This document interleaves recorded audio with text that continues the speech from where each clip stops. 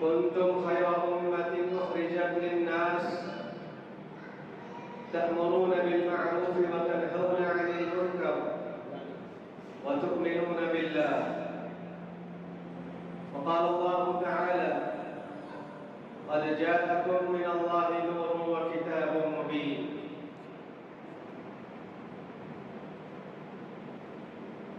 وقال الله تعالى إلى موضع آخر: ويعلمهم الكتاب والحكمة ويزكيهم.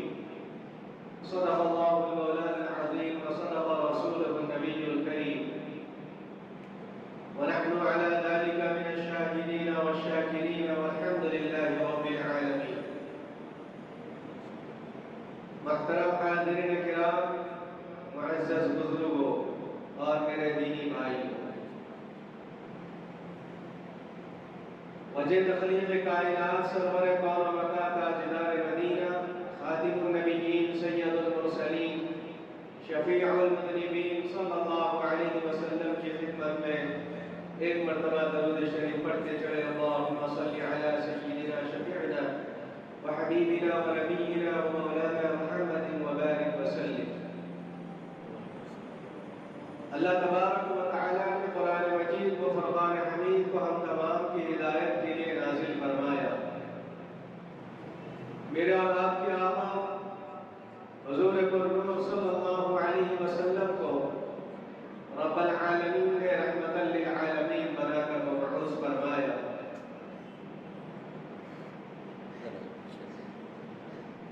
جس طرح ہم اور آپ جانتے ہیں کہ یہ مہینہ بڑا عظیم الشان مہینہ، بڑا برکتوں والا مہینہ، جس کو ہم اور آپ ربیع الاول کے نام سے جانتے ہیں. یہ مہینہ حضور پاک صلی اللہ علیہ وسلم کی ولادت کا مہینہ، ولادت باسعادت کا متبرک مہینہ ہے. اس کا نام ربیع الاول میں رکھا گیا، ربیع النور بھی کہا گیا. اور محبت اور الفت میں جو لوگ آ جاتے ہیں حضور کے سچے غلام جو بن جاتے ہیں، وہ کئی کئی نام اس مہینے کے لیتے ہیں.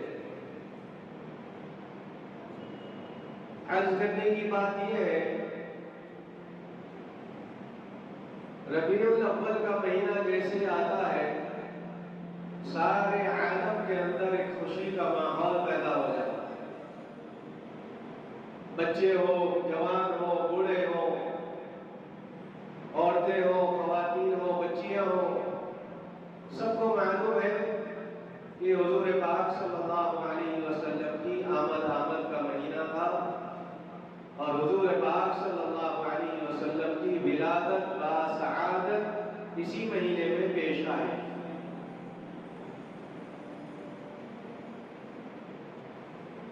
آقا دو جہاں صلی اللہ علیہ وسلم کی آمد جیسے ہی ہوئی اور ہونے والی تھی،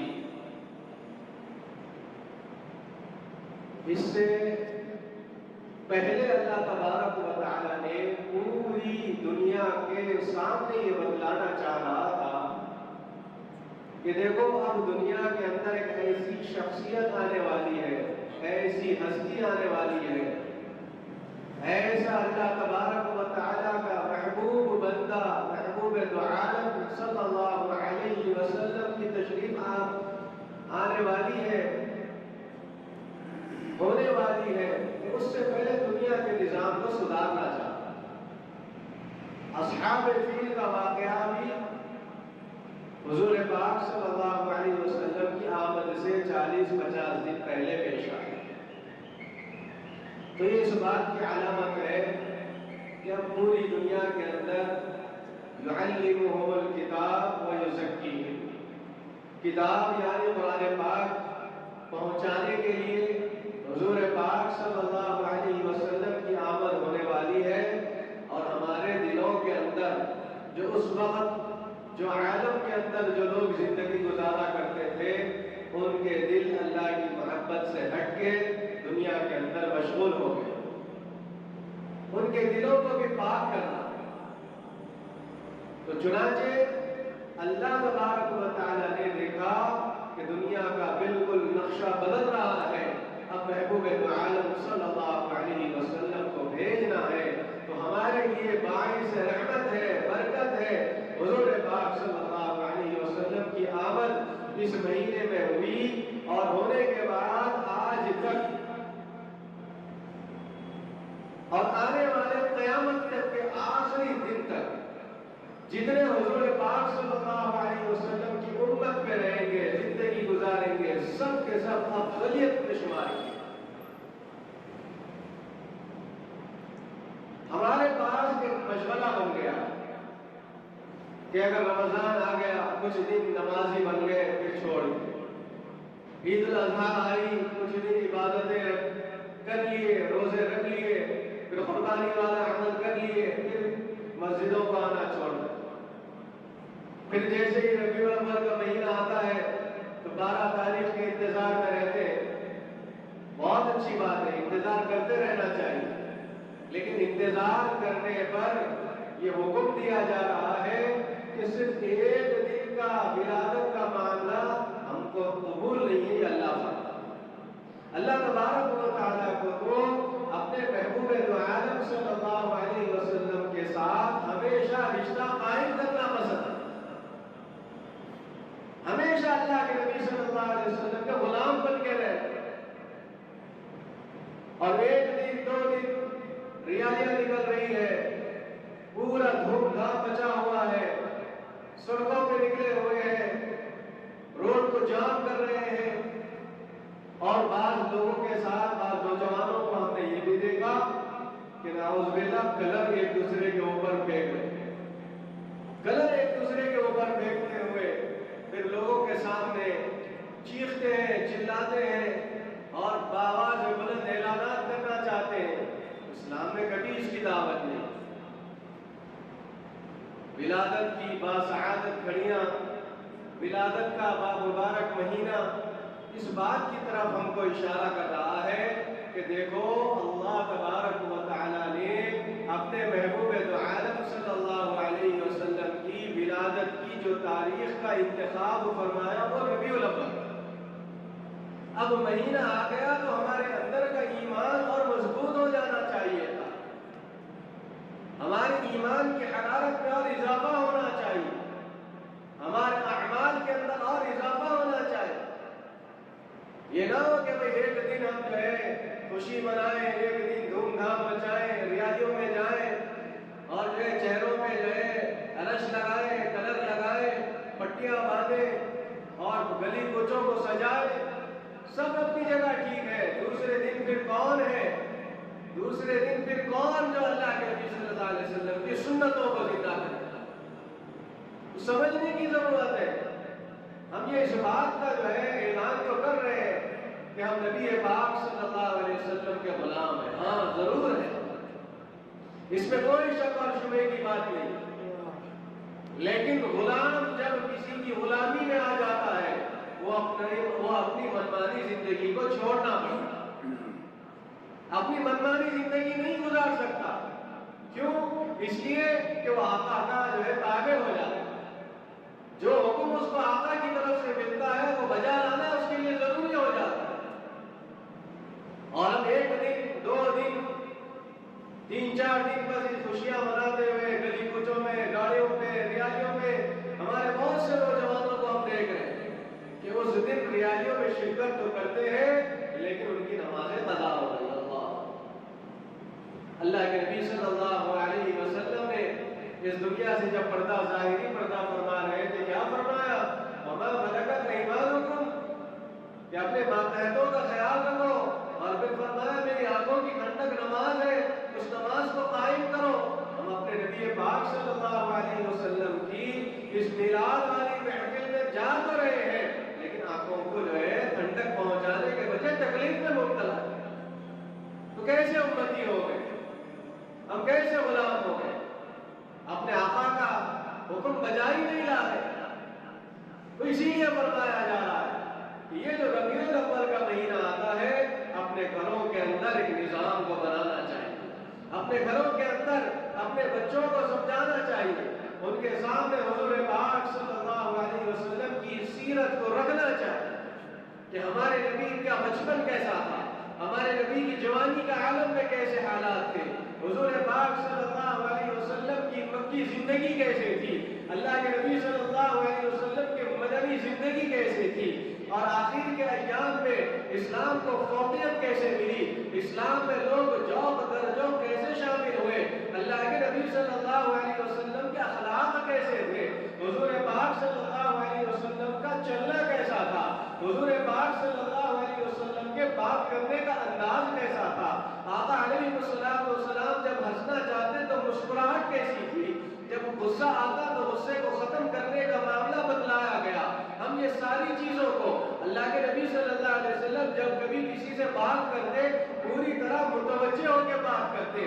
آج ہمارا نوجوان ماں باپ سے بات کر رہا ہے تو ہٹ دھرمی سے بات کرتا ہے، یہاں تک کہ فرمایا گیا کہ وعدہ کرو، وعدہ خلافی نہ کرو، امانت کوئی رکھا ہے امانت پہ خیانت مت کرو، کسی کا حق آپ کے پاس دیا گیا ہے اس میں حق تلفی مت کرو، یہ ساری کی ساری حضور کی تعلیمات کو، یہاں تک کہ اللہ کے نبی صلی اللہ علیہ وسلم نے فرمایا کہ دیکھو جس راستے سے ہم جا رہے ہیں اس راستے کا بھی حق ہم کو ادا کرنا ہے۔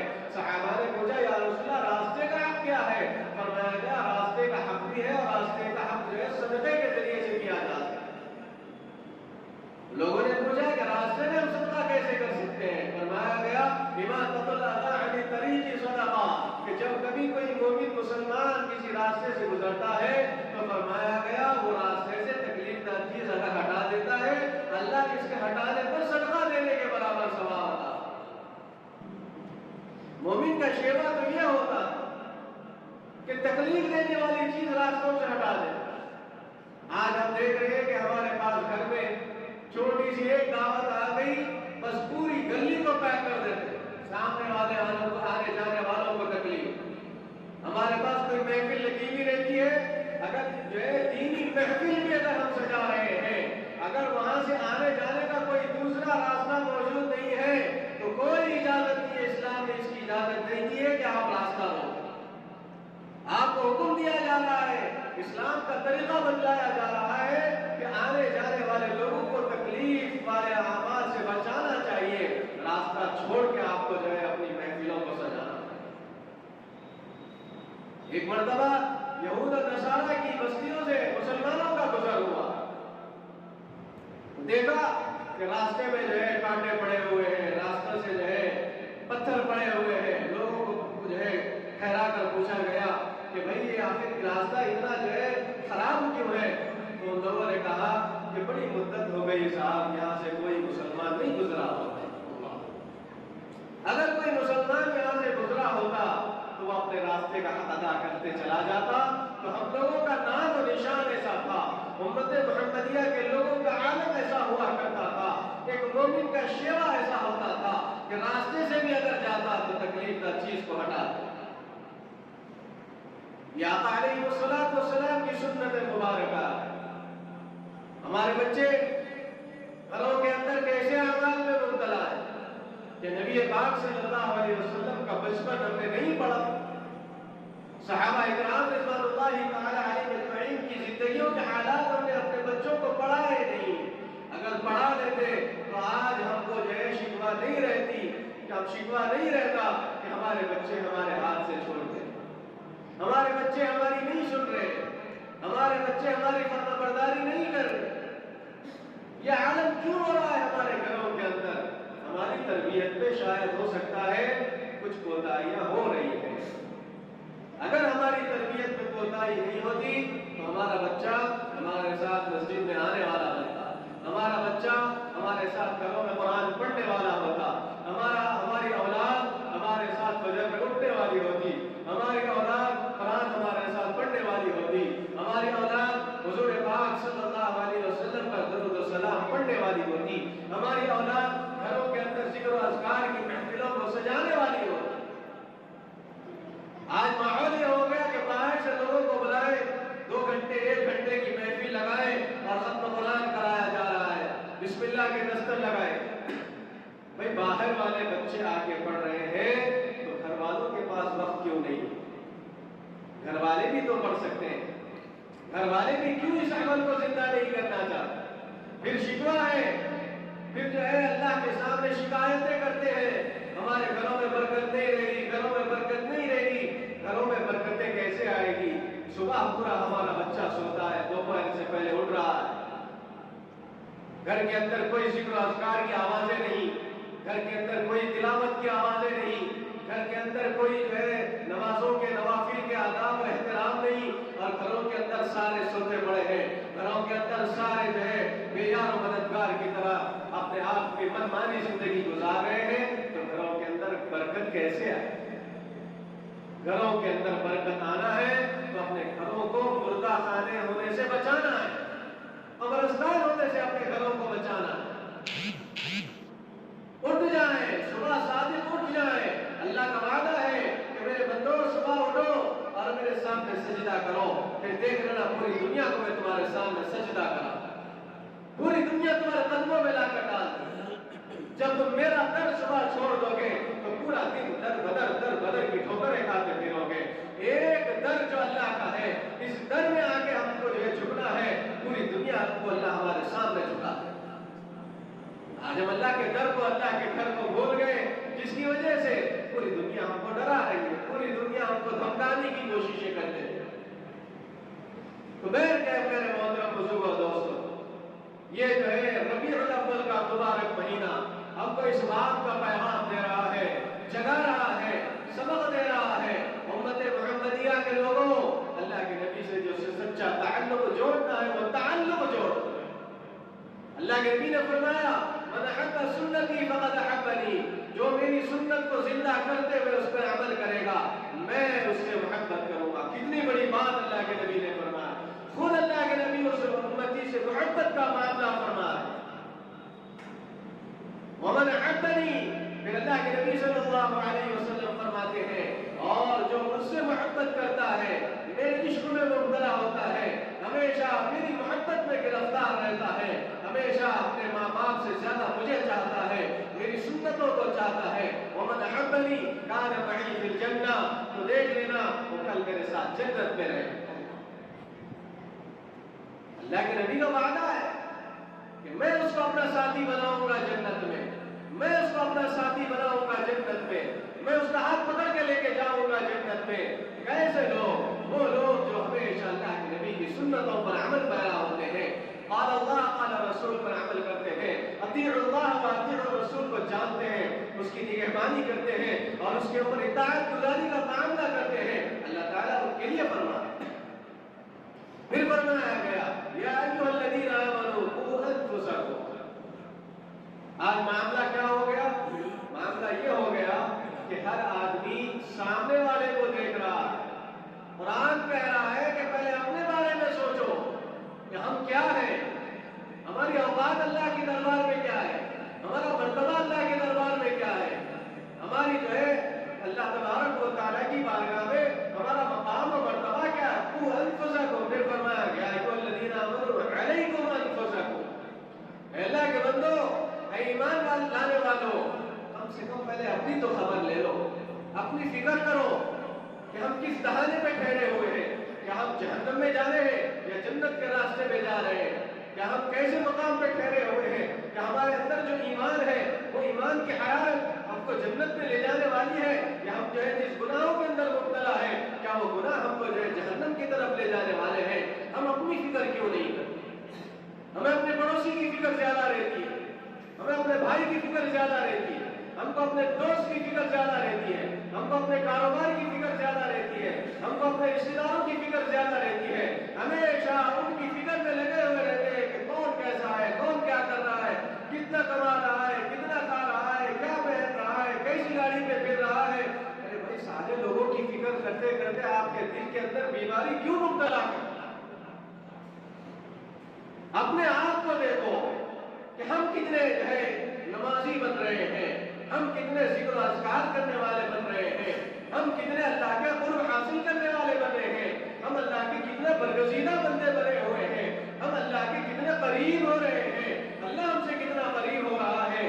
آج اس لیے قرآن یہ کہہ کے پکار رہا ہے یا ایھا الذین آمنوا علیکم انفسکم۔ سب سے پہلے تو ہم کو اپنی ذات میں غور کرنا ہے، اپنے بارے میں دیکھنا ہے، اپنے بارے میں سوچنا ہے، ہم کو دنیا کی فکر بعد میں، پہلے اپنے گھر والوں کو سنبھالنا ہے، ان کو سدھارنا ہے، ان کو دیندار بنانا ہے، ان کے بارے میں پوچھا جا رہا ہے یا ایھا الذین آمنوا قوا انفسکم واہلیکم نارا، ایمان والو ڈرو، اللہ سے ڈرو، کیسے ڈرو؟ کہ سب سے پہلے انفسکم واہلیکم، اللہ تعالیٰ جس بارے میں سوال کرے گا، سامنے والے کے بارے میں تم نے کیا انفارمیشن لی ہے، اس کے بارے میں کبھی نہیں پوچھا جائے گا۔